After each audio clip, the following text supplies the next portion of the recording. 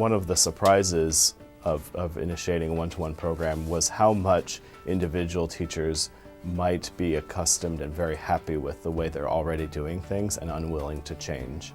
Because the teachers had a lot of fear of introducing something into their classrooms that no longer would be the master of the universe with that iPad.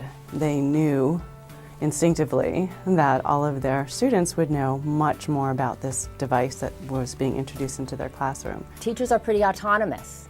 And so if they're not psychologically on board and philosophically on board, it's really hard to control what happens in individual classrooms. Definitely identify your teacher leaders, the teachers that have the respected, wise voice that the other teachers look to, and really get those teachers on board.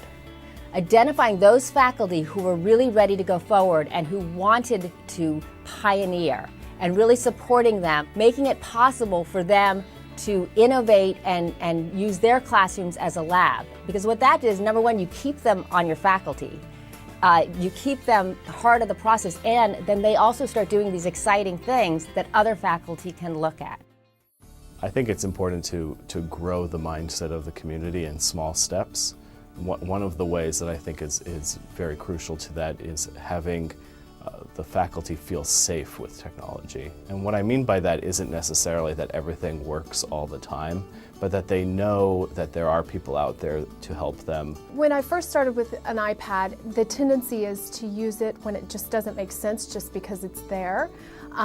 So moving from, I have this and how am I going to cram it into what I'm doing, to how am I going to make it an enriched experience. That was a big challenge. In the classroom, I really talk to the kids and really front load to have patience. Patience with the device, patience with themselves, patience with me, patience with our school's infrastructure, because it's not always going to work perfectly every time. I try to work with an individual teacher and say, where are you today?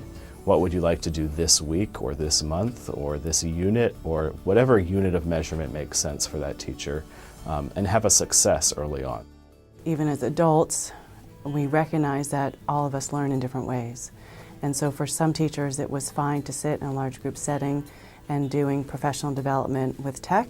And for other teachers, they literally needed the hand-holding. What we have found is that when a child has his or her own device, it gives us a lot of control over exactly what kind of content, how easily they'll be able to access content.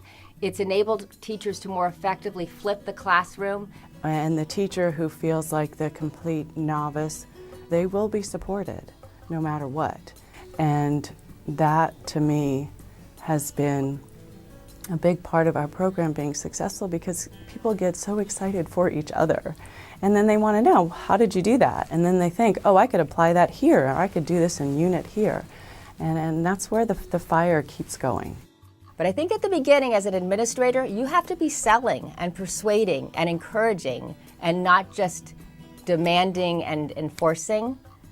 So you need to have everyone's hearts before you can, hearts and minds.